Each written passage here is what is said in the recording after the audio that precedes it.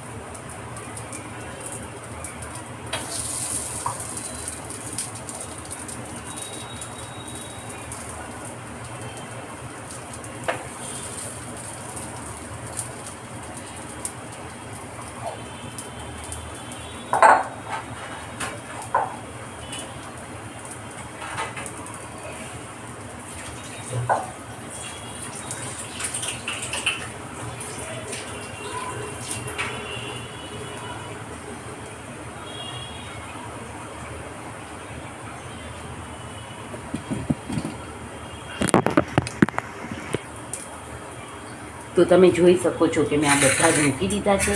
હવે આપણે ખાલી થોડુંક જ તમે જુઓ છો તો હું 1 ટીસ્પૂન જેટલું જ તેલ નાખું છું. અને હવે એને કડક થવા દઈશ આમાં જ. તો તમે જોઈ શકો છો આપણા બધી સાઈડથી બહુ સરસ શેકાઈ રહ્યા છે. એના ધીમા તાપે આવો કલર આવે બધી સાઈડ ત્યાં સુધી હું એને શેકીશ અને પછી કાઢી અને ચટણી સાથે એને સર્વ. તમે જોઈ શકો છો કે આપણે એકદમ જ સરસ થઈ ગયા છે.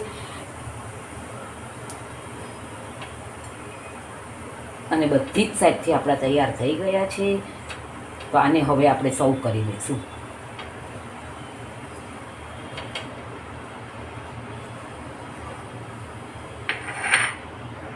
તો તમે જોઈ શકો છો કે મેં બધામાં જ 1-1 ટીસ્પૂન જેટલું તેલ મૂકી દીધું છે. હવે હું કરવા માટે મૂકી દઈશ અને પછી ઉપરથી પણ થોડું તેલ નાખીશ. જેનાથી આપણે એકદમ ડ્રાય ન લાગે.